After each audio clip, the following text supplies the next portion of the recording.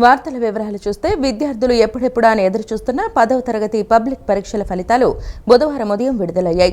IT విద్యాశాఖల మంత్రి నారా లోకేష్ ఫలితాలను social media X వేదికగా విడుదల చేశారు.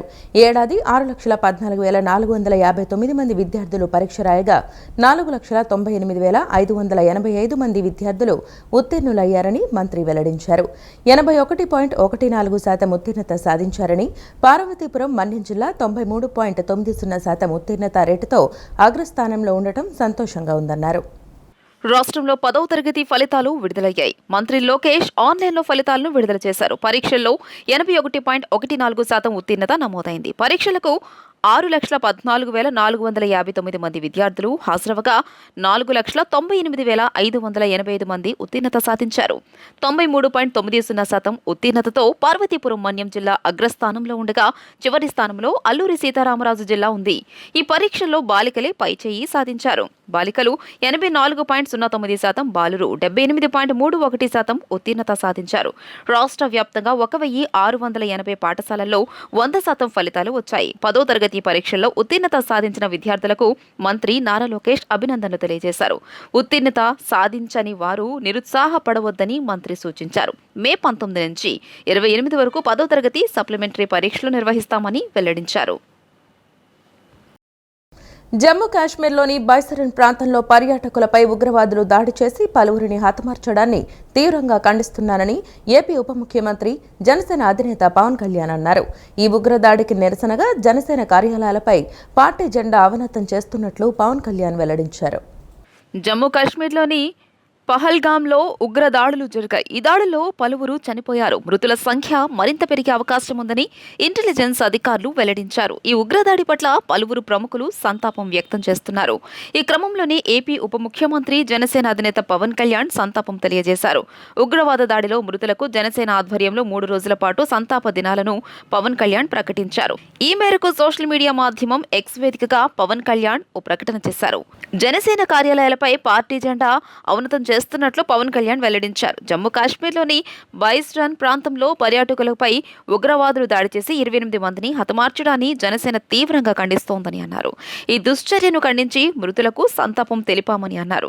జనసేన పక్షాన మృతులకు సంతాపం తెలియజేస్తూ 3 రోజుల పాటు సంతాప కార్యక్రమాలు నిర్వహించాలని నేతలకు పవన్ కళ్యాణ్ దిశానిర్దేశం చేశారు. బుధవారం ఉదయం అన్ని జనసేన పార్టీ కార్యాలయాలపై పార్టీ జెండాను అవనతం చేస్తూ సగం వరకు దించి ఉంచాలని నిర్ణయం తీసుకున్నారు. సాయంత్రం కూడళ్లలో కొవ్వొత్తులు వెలిగించాలని పిలుపునిచ్చారు. శుక్రవారం సాయంత్రం ఏపీ వ్యాప్తంగా మానవ హారాలు నిర్వహించి ఉగ్రవాద దాడిని ఖండించాలని నేతలకు పవన్ కళ్యాణ్ సూచించారు.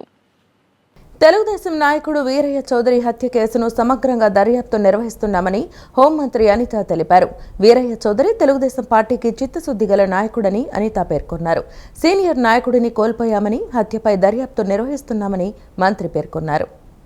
తెలుగుదేశం నాయకుడు వీరయ్య చౌదరి హత్య కేసును సమగ్రంగా దర్యాప్తు నిర్వహిస్తున్నామని హోంమంత్రి అనిత తెలియజేశారు.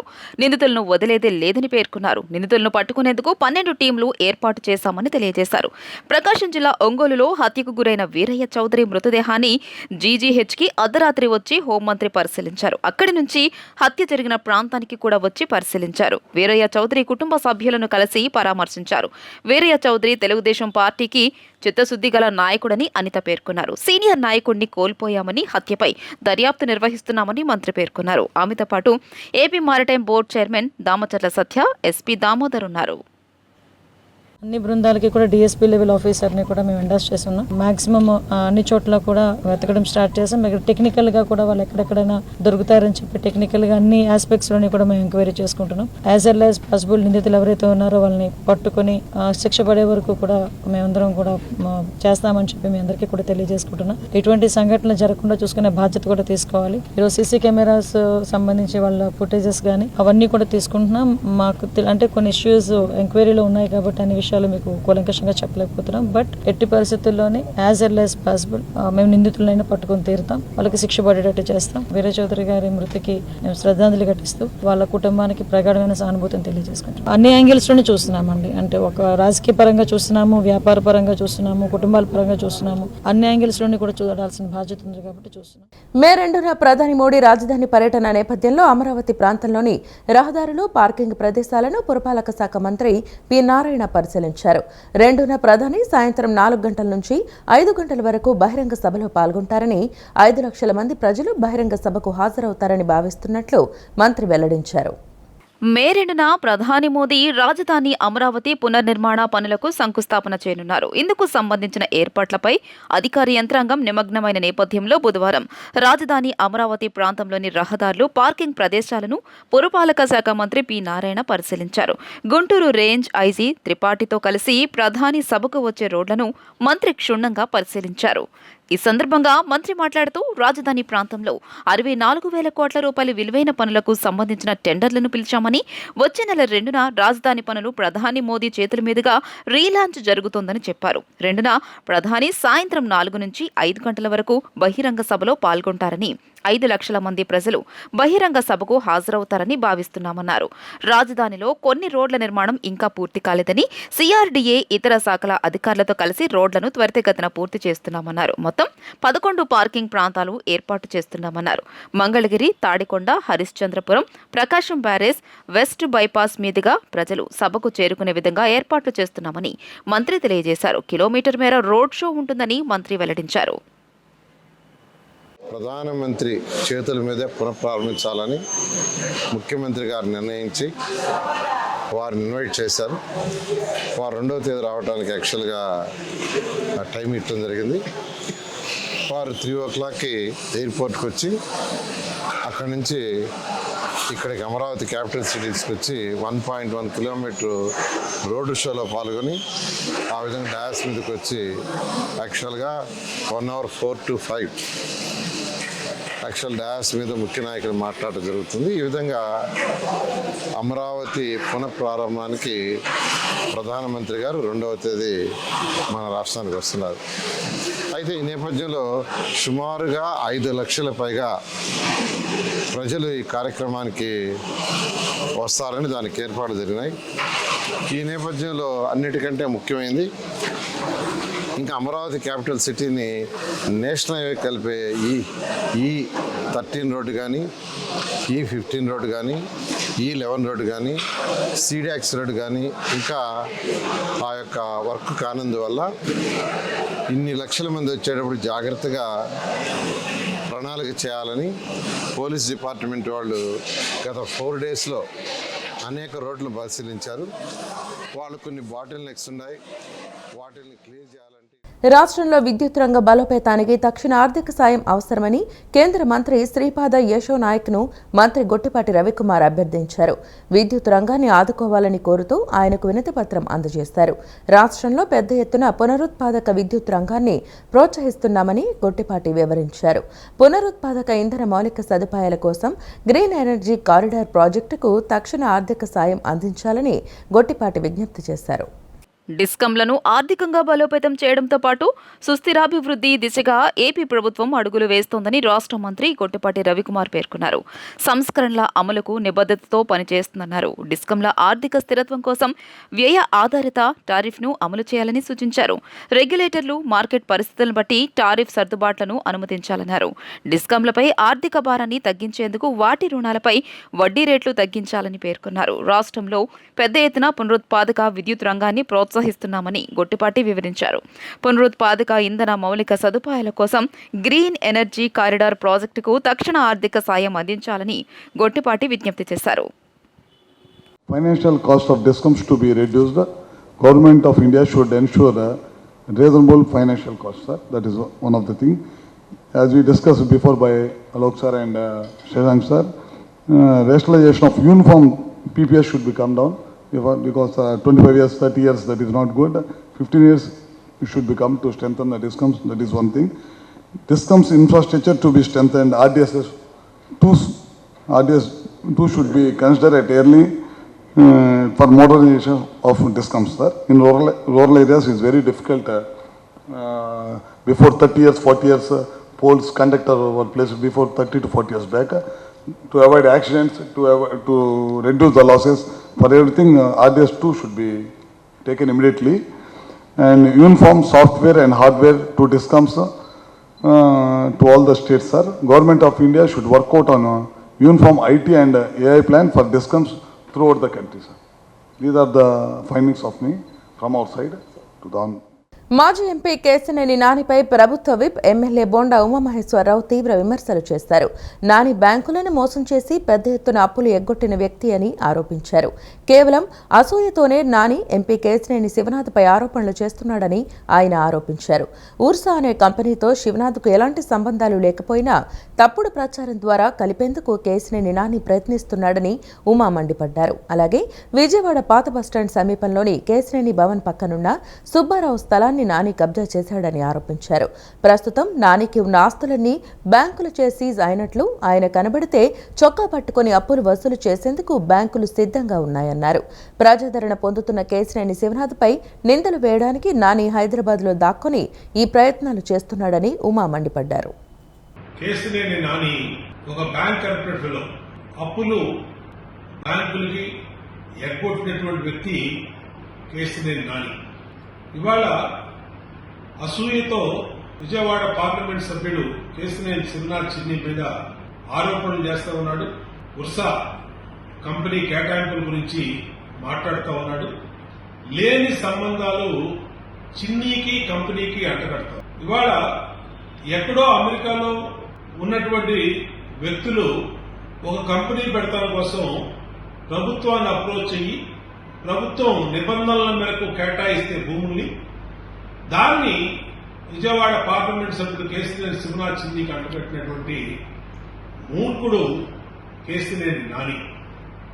ఎందుకంటే పక్క స్థలం వాళ్ళని, సొంత బంధువుల్ని, సొంత సామాజిక వర్గాల్ని ఎందరిని విజయవాడలో మోసం చేసి కనపడకుండా హైదరాబాద్ లో దాక్కున్నటువంటి కేశినేని నాని ఇవాళ చిన్ని ఎదుగుదల చూసి, చిన్ని ఎదుగుదల అటు పార్లమెంట్ సభ్యుడిగా సక్సెస్ఫుల్ గా, ఇలాగా వ్యాపారంలో సక్సెస్ఫుల్ గా, అన్ని రకాలుగా చిన్ని ఎదుగుదల చూసి ఓర్వలేక ఆరోపణలు చేస్తా ఉన్నాడు, బురద కుమ్మరిస్తా ఉన్నాడు. నేను చెప్తా ఉన్నా నానికి, నువ్వు చిన్ని అన్న మాటలు ఆకాశం మీద ఉమ్మేసినట్టే నీ మొహం మీదే పడుద్ది. ముంబై నటి కాదంబరి జత్వానీ అక్రమ అరెస్టు, ఆమె కుటుంబ సభ్యులకు వేధింపులు, బెదిరింపుల కేసులో సీనియర్ ఐపీఎస్ అధికారి, మాజీ intelligence chief PSR Anjaneyulu CID అధికారులు అరెస్టు చేసిన విషయం తెలిసిందే. బుధవారం ఉదయం విజయవాడ ప్రభుత్వ ఆసుపత్రిలో వైద్య పరీక్షలు నిర్వహించారు. అనంతరం ఆయనను కోర్టులో హాజరుపరిచారు. అరెస్టు చేయడానికి మీరు వస్తారని వారం ముందే నాకు తెలుసు. అరెస్టు చేస్తే ఒకసారి లోపలికి వెళ్లి వద్దామనుకున్నా, అందుకే ముందస్తు బెయిల్కు వెళ్లలేదు అని ఇంటెలిజెన్స్ మాజీ చీఫ్ పిఎస్ఆర్ ఆంజనేయులు సిఐడి అధికారులతో వ్యాఖ్యానించారు. జత్వానీ ఎవరో తనకు తెలియదన్నారు. హైదరాబాద్లోని ఫామ్ హౌస్లో అరెస్టు చేసిన ఆయనను మంగళవారం మధ్యాహ్నం 1:30 సమయంలో విజయవాడ తులసీనగర్లోని సిఐడి ప్రాంతీయ కార్యాలయానికి తీసుకొచ్చారు. సుమారు 7 గంటల పాటు అక్కడే విచారించారు. ఈ సందర్భంగా సిఐడి అధికారులు ఏమడిగినా ఆయన నింపాదిగా, ఎలాంటి కంగారు లేకుండా తెలియదు, నాకు సంబంధం లేదు అనే సమాధానాలిచ్చారు. జత్వానీ ఎవరో నాకు తెలియదు, నాకు అప్పట్లో ఈ విషయాలు పట్టించుకునే తీరికలేదు, ఆమె గురించి ఈ మధ్య తెలుసుకున్నా, నాకు సదాభిప్రాయం లేదు, విద్యాసాగర్తో సహజీవనం సాగించినట్లు తెలిసింది అని పిఎస్ఆర్ సిఐడి అధికారులకు చెప్పినట్లు తెలిసింది. సిఐడి అధికారులు అడిగిన ప్రశ్నలకు సీతారామాంజనేయుల నుంచి ముక్తసరి సమాధానాలే వచ్చాయి. తనకేం తెలియదని, కేసుతో అసలు సంబంధమే లేదంటూ అమాయకంగా జవాబిచ్చారు. అంతలోనే ప్రాప్తం ఉంటే అన్నీ వస్తాయంటూ వైరాగ్యంగా మాట్లాడడం చూసి సిఐడి అధికారులు విస్తుపోయారు. వైఎస్ఆర్సీపీ పాలనలో ఉత్తరాంధ్ర ప్రాజెక్టులను విధ్వంసం చేశారని జలవనరుల శాఖ మంత్రి నిమ్మల రామానాయుడు మండిపడ్డారు. ప్రస్తుతం ఉత్తరాంధ్ర ప్రజలు రుణం తీర్చుకునేందుకు ఈ ప్రాంత ప్రాజెక్టులు వెంటనే పూర్తి చేయాలని చంద్రబాబు ఆదేశించారని తెలిపారు. 2025 జూన్లోగా పోలవరం ఎడమ కాలువ పనులు పూర్తి చేసి ఉత్తరాంధ్రకు గోదావరి జలాలు ఇవ్వనున్నట్లు మంత్రి నిమ్మల స్పష్టం చేశారు. వైఎస్ఆర్సీపీ పాలనలో ఉత్తరాంధ్ర ప్రాజెక్టులను విధ్వంసం చేశారని జలవనరుల శాఖ మంత్రి నిమ్మల రామానాయుడు మండిపడ్డారు.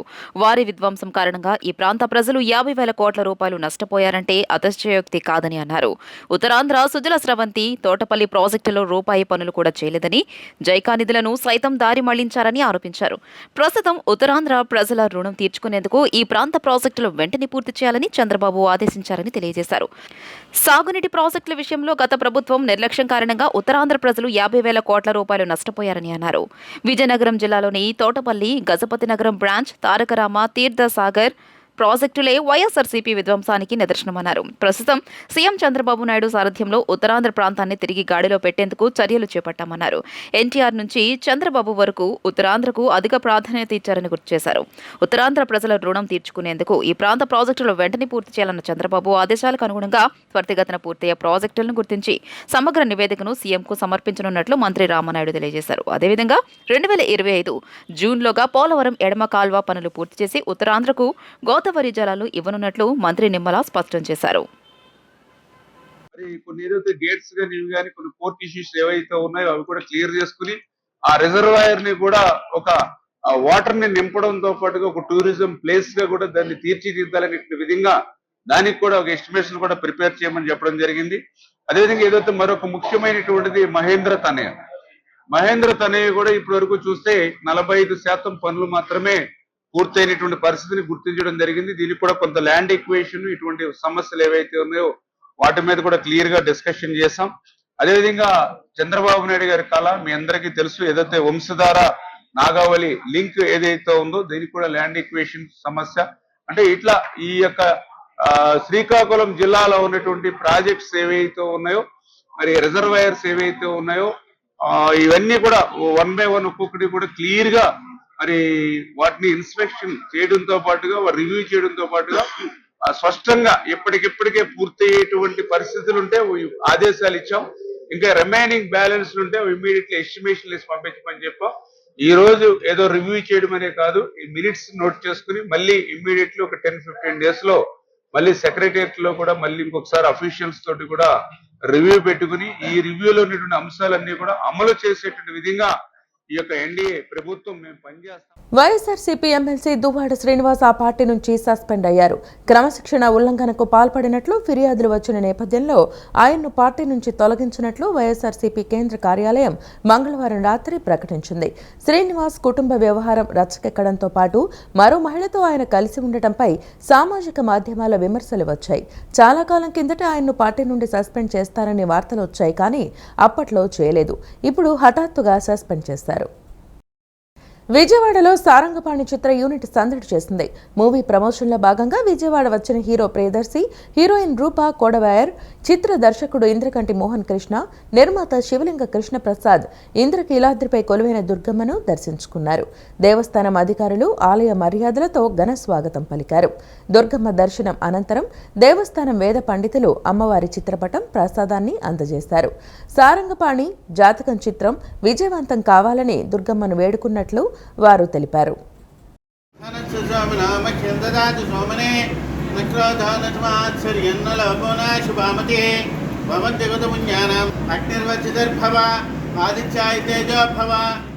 ఈ వార్తలు ఇంతటితో సమాప్తం. నమస్కారం.